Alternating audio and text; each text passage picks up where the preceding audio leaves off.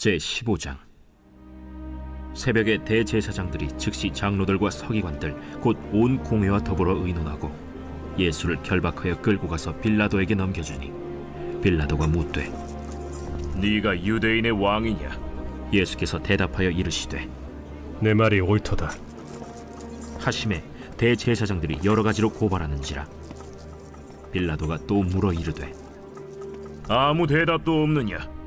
그들이 얼마나 많은 것으로 너를 고발하는가 보라. 예수께서 다시 아무 말씀으로도 대답하지 아니하시니 빌라도가 놀랍게 여기더라. 명절이 되면 백성들이 요구하는 대로 죄수 한 사람을 놓아주는 전례가 있더니 밀란을 꾸미고 그 밀란 중에 살인하고 체포된 자 중에 바라바라 하는 자가 있는지라. 무리가 나아가서 전례대로 하여 주기를 요구한데 빌라도가 대답하여 이르되 너희는 내가 유대인의 왕을 너희에게 놓아주기를 원하느냐? 하니 이는 그가 대제사장들이 시기로 예수를 넘겨준 줄 알미러라. 그러나 대제사장들이 무리를 충동하여 도리어 바라바를 놓아달라 하게 하니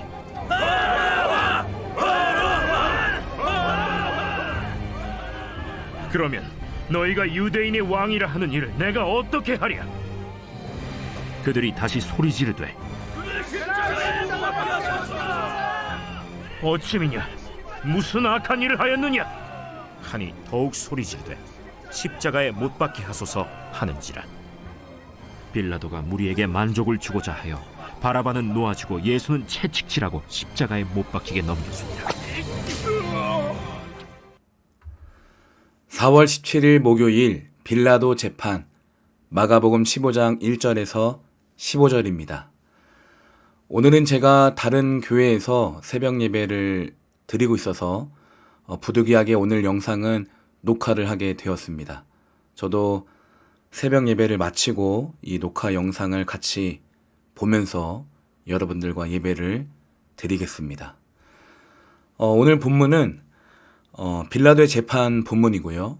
또 특별히 바라바가 풀려나는 복음의 이야기죠. 그러니까 의인이 죄인을 대신하여 죽으심으로 죄인이 생명을 얻는 아주 놀라운 복음의 이야기가 담겨져 있습니다. 계속해서 이 거룩한 일주일, 예수님의 마지막 일주일을 제가 자꾸 반복을 하는 이유는 우리가 이 고난주간의 의미와 또 예수님의 사건을 계속 기억하기 위함입니다. 주일은 종려주일로서 예수님이 나귀를 타고 예루살렘에 입성하셨고요. 또 월요일은 성전을 정화하는 또 청소하시는 사건이 있었고요. 화요일에는 이 바리새인과 사두개인과의 논쟁, 이 종교 지도자들과의 갈등이 심해지는 사건이 있었고요. 수요일은 침묵의 날로서 구체적인 기록이 없이 아마 베다니에 머물면서 쉬셨을 것이라 생각이 듭니다. 목요일, 오늘 목요일에는 예수님이 유월절 식사를 하시고요. 그리고 유월절 만찬으로 이것은 내 몸이다, 이것은 내 피다 라고 성만찬을 제정하십니다. 그리고 세족식을 하시면서 섬김의 본을 보여주시고 또 유다의 배신과 베드로의 부인을 미리 예고하시고요. 또 겟세마네 동산으로 이동하셔서 기도하시고 그 밤에 체포를 당하십니다. 요게 목요일 사건인데 오늘 사건인데 오늘 본문은 빌라도 법정의 이야기를 가져왔어요. 요거는 사실 금요일 사건입니다. 생명의 삶이 이렇게 틀린 이유는 이제 뒤에 사건들이 많으니까 좀 앞당겨서 한 것 같아요. 우리가 다음 고난주간에는 좀 그 요일에 맞게 본문을 정하여서 설교해도 좋다는 생각이 듭니다. 1절에 새벽에 곧 대제사장들이 장로들과 율법학자들과 더불어 회의를 열었는데 그것은 전체 의회였다. 그렇죠. 이 예루살렘의 종교 지도자들이 모여서 하는 회의가 바로 산헤드린 법정, 이스라엘의 최고 회의 기구입니다.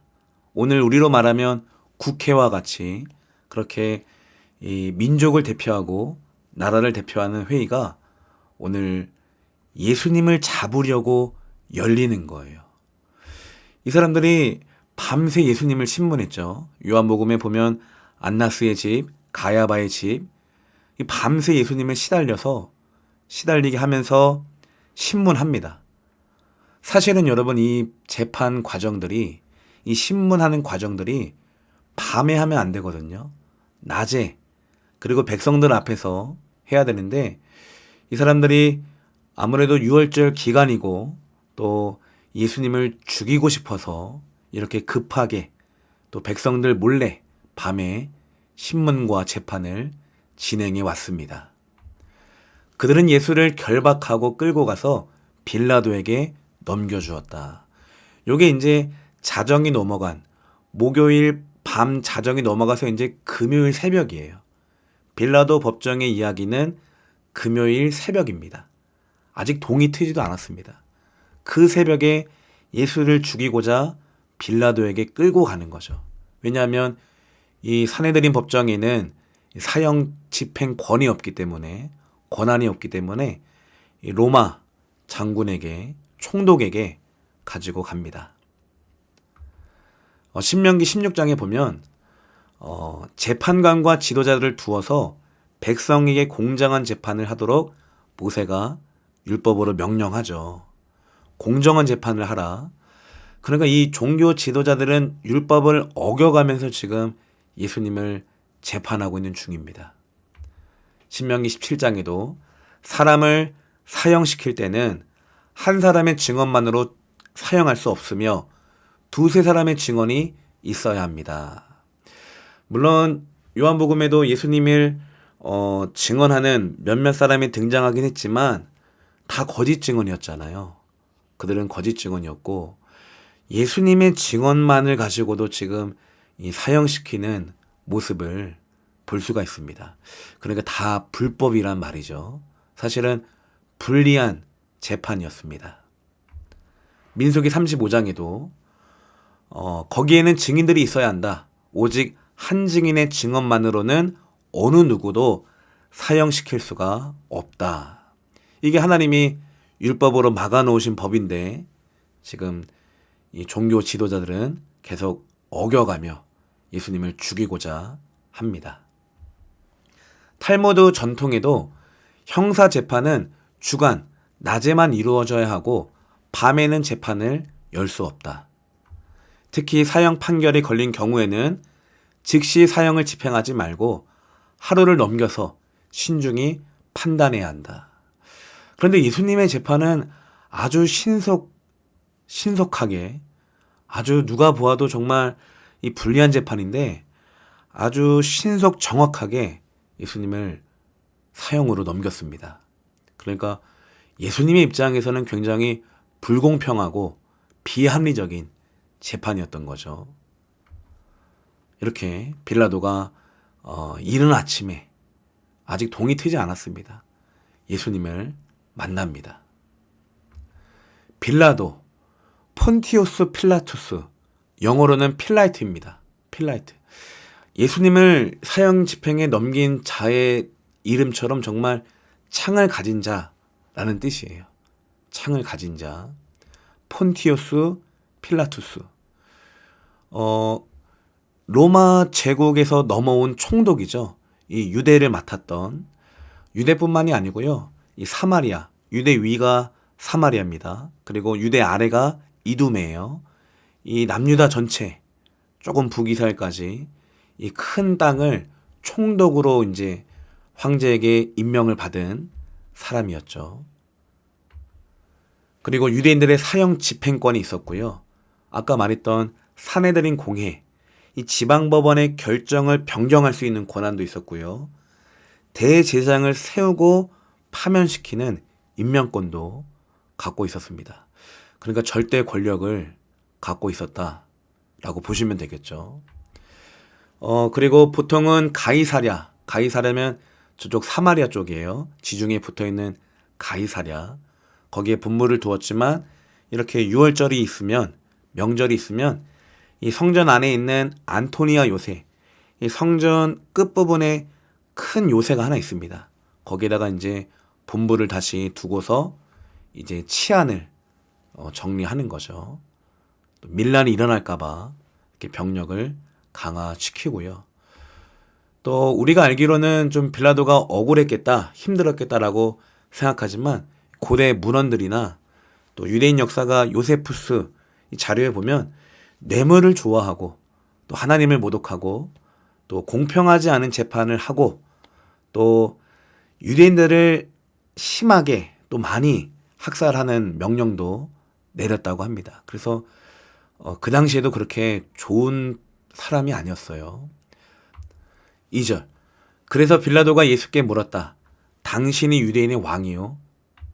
그러자 예수께서 빌라도에게 대답하셨다. 당신이 그렇게 말하였어. 이 빌라도가 예수님께 유대인의 왕이라 물은 것은 종교 지도자들이 지금 예수님의 죄목을 신성모독, 이 사람이 지금 하나님의 아들이라 주장하니까 그 말은 또 우리의 왕이라는 말이잖아요. 유대인의 왕이라고 주장하니까 그것을 지금 고발하는 거예요. 그래서 유대인의 왕입니까? 당신이 그렇게 말하였소 라고 하는 거죠. 나중에 예수님이 십자가에 못 박혀 돌아가실 때 이 빌라도가 죄패를 쓰잖아요. 유대인의 왕이라 쓰는데 종교 지도자들이 자칭 유대인의 왕이라 하시오 라는 말도 있었습니다. 그러나 정말 우리 주님은 유대인의 왕으로 오셨죠.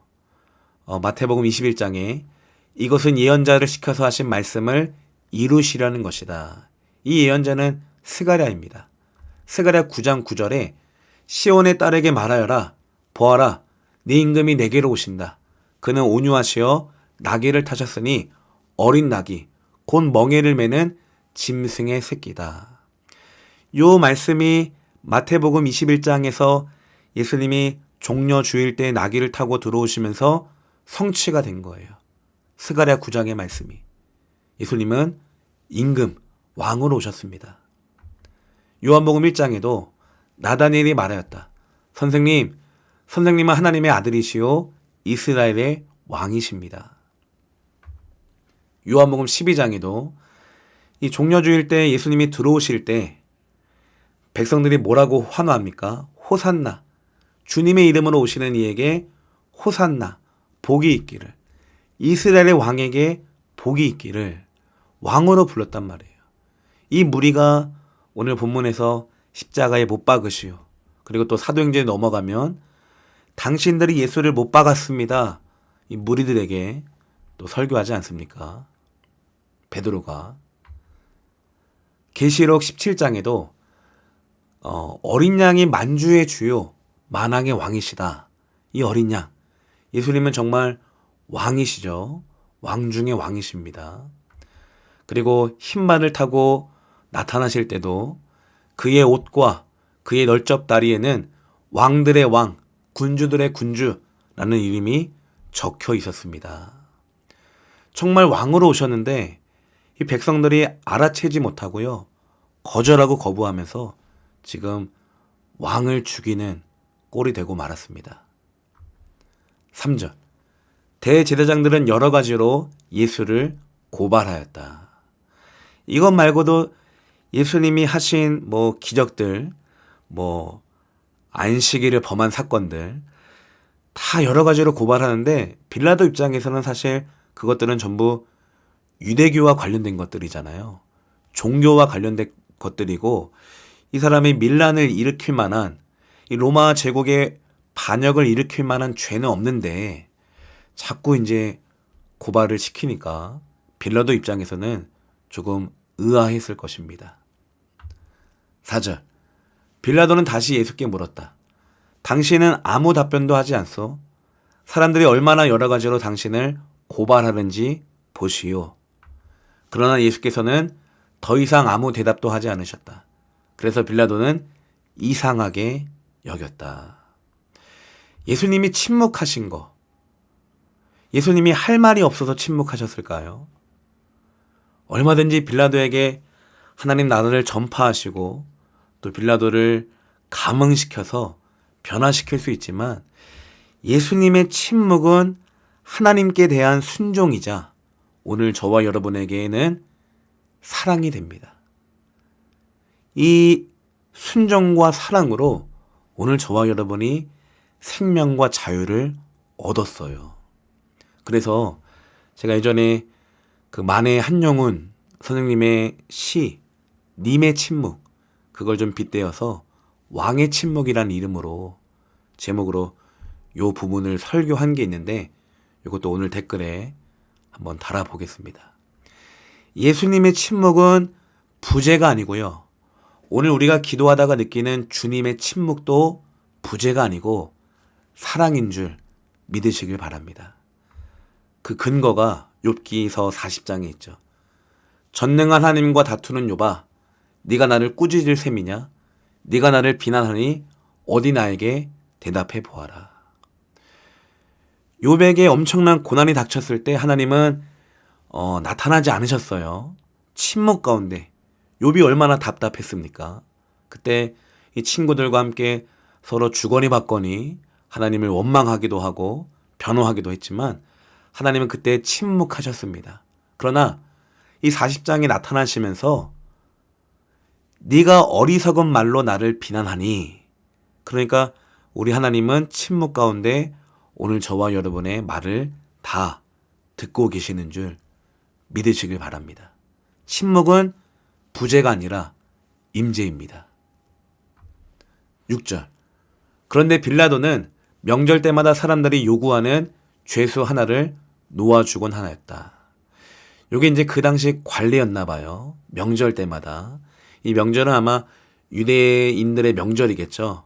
아마 이들을 좀 잘 구슬려서 이 로마 제국에 피해를 주지 않기 위해서, 밀란과 반역이 일어나지 않기 위해서 죄수 하나를 풀어주는 관습이 있었습니다.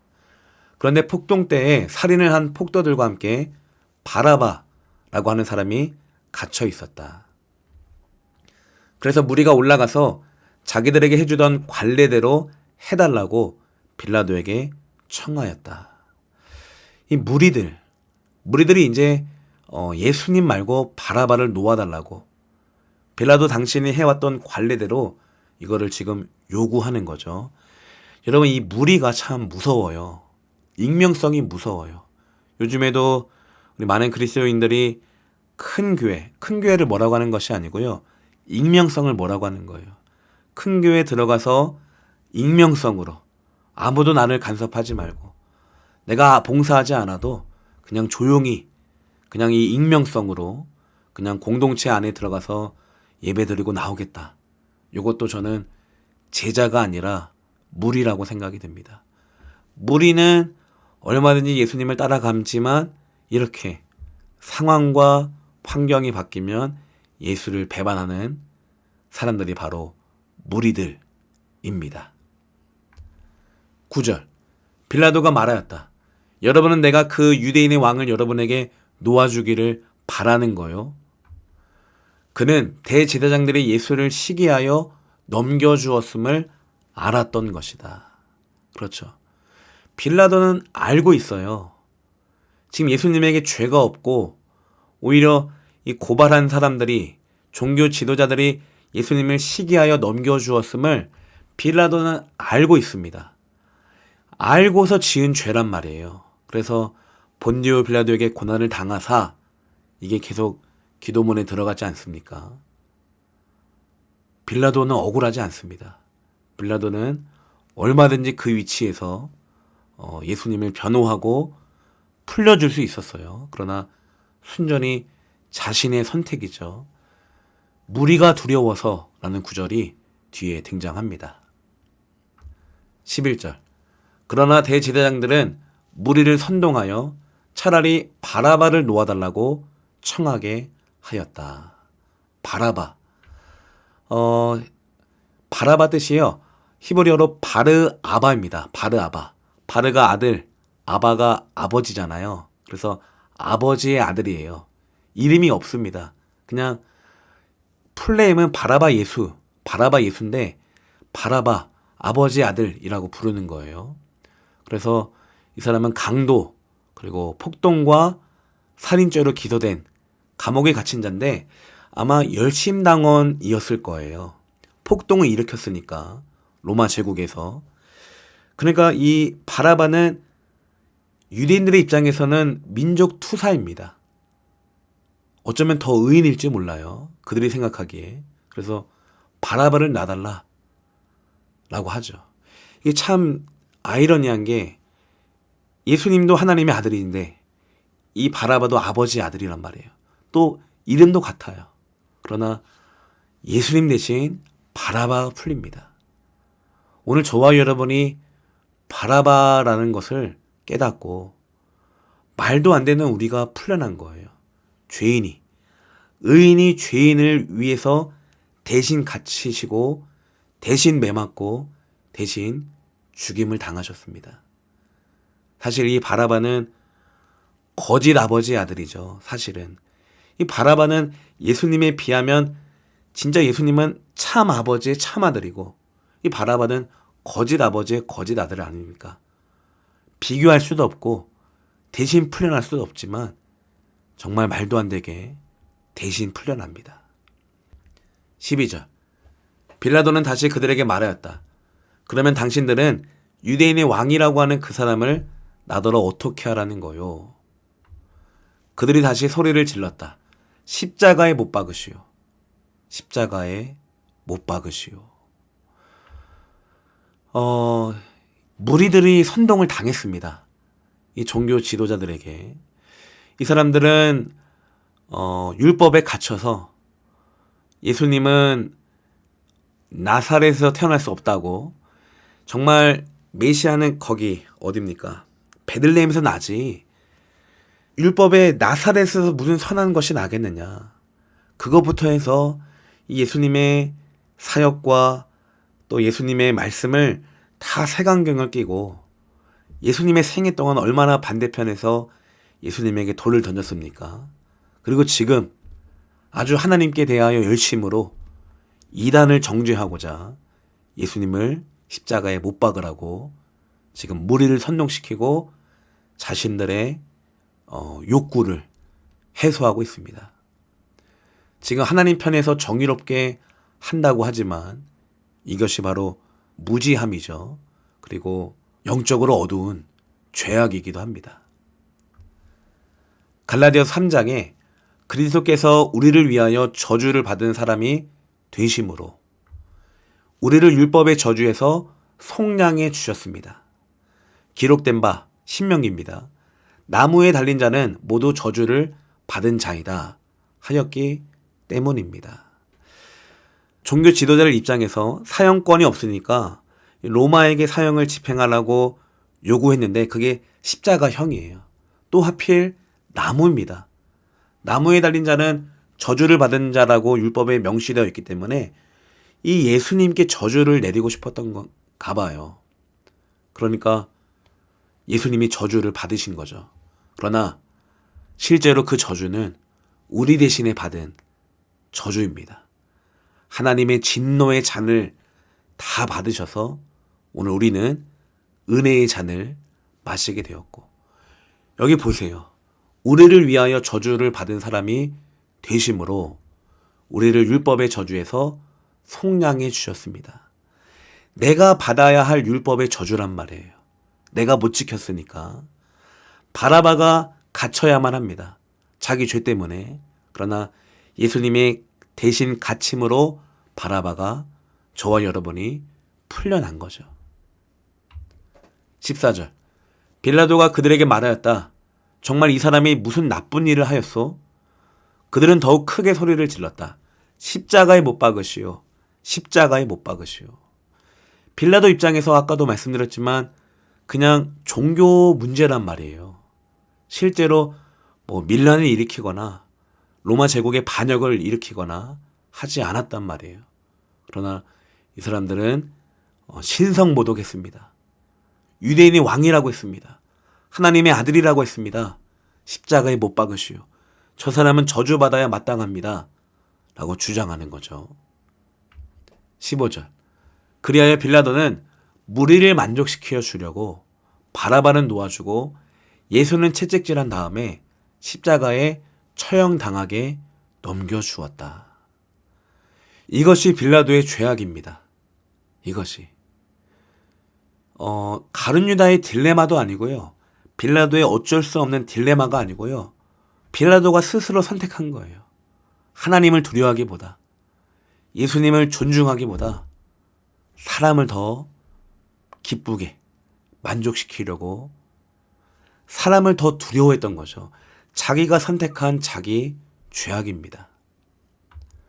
자, 에베소서 6장에도 사람을 기쁘게 하는 저처럼 하지 말고, 골로새서 3장에도 사람을 기쁘게 하는 자와 같이 눈가림만 하지 말고, 데살로니가전서 2장에도 사람을 기쁘게 하려 함이 아니요 오직 우리 마음을 감찰하시는 하나님을 기쁘시게 하려 함이라. 갈라디아서 1장에도 이제 내가 사람을 좋게 하랴, 하나님을 좋게 하랴. 내가 지금까지 사람들의 기쁨을 구하였다면 나는 그리스도의 종이 아니다.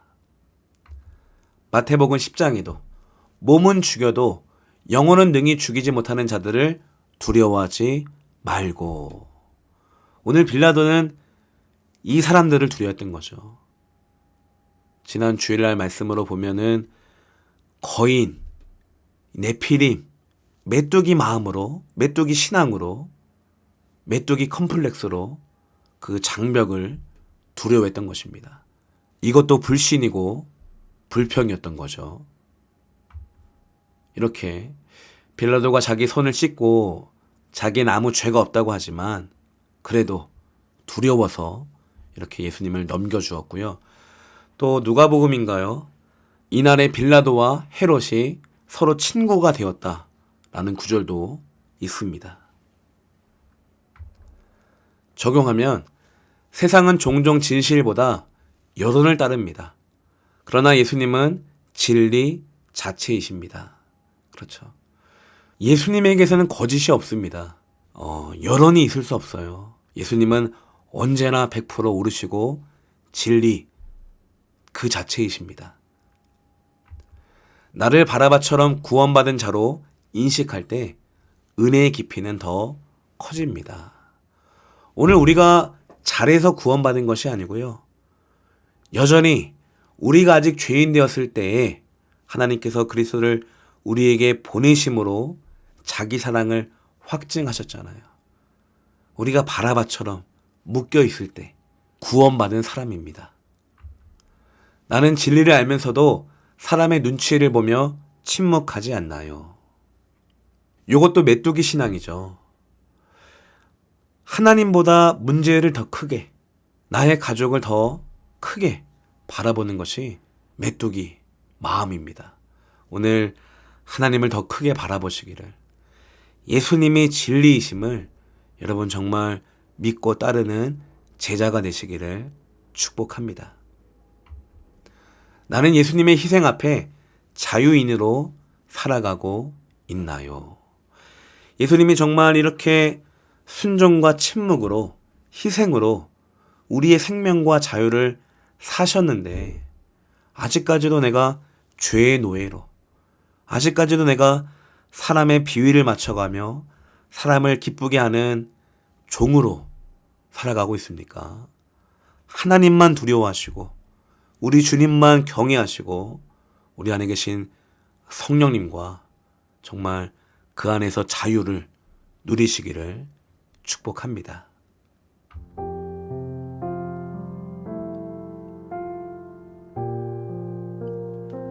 오늘 5절 말씀 붙잡고 기도합니다. 예수께서는 더 이상 아무 대답도 하지 않으셨다. 오늘 본문에서야말로 예수님의 침묵은 순종이자 사랑이었습니다. 여러분, 여기서 어떻게 사랑을 표현합니까? 여기서 어떻게, 빌라도 법정 앞에서 어떻게 하나님 앞에 순종해요? 침묵밖에 없어요. 오늘 우리의 기도 가운데, 우리 인생 가운데 침묵을 느끼는 것도 여러분 부재가 아니라 하나님의 사랑일 수도 있습니다. 하나님의 임재일 수도 있어요. 그 침묵이. 오늘 주님 안에서 우리는 부재가 없습니다. 버리심이 없습니다. 항상 오늘도 이렇게 말씀으로 내가 너를 여전히 사랑하고 지금도 함께하며 끝날까지 구원하시겠다는 주님의 마음을 이 시간 느끼시고 거기에 동의하시고 인정하시며 다시 우리가 주님의 사랑을 돌려드렸으면 좋겠습니다. 기도합니다.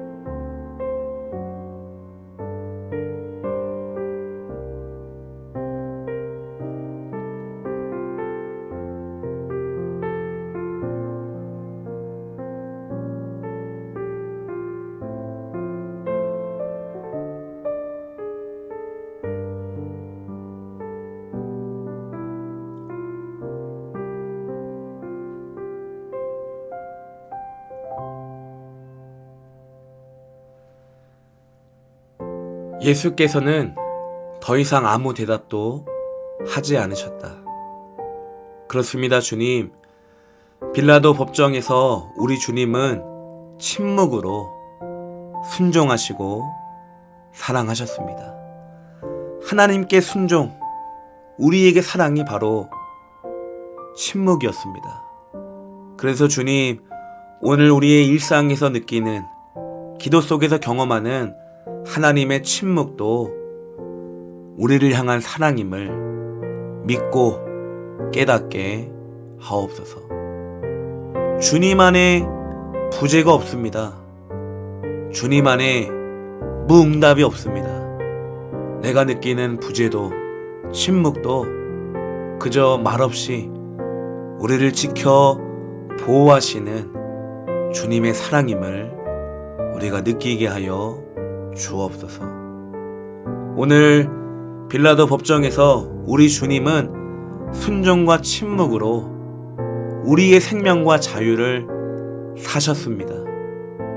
아버지, 이렇게나 사랑하시는데, 이렇게나 자유가 넘치는데, 생명이 넘치는데, 무기력한 우리를 다시 한번 끄집어내어 주시고 죄의 노예로 끌려가는 우리를 다시 한번 풀어주십시오.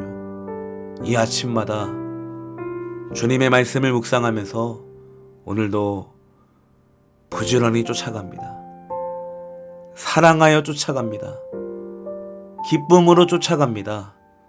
자발적으로 순종하며 쫓아갑니다. 주님, 함께 가게 하옵소서.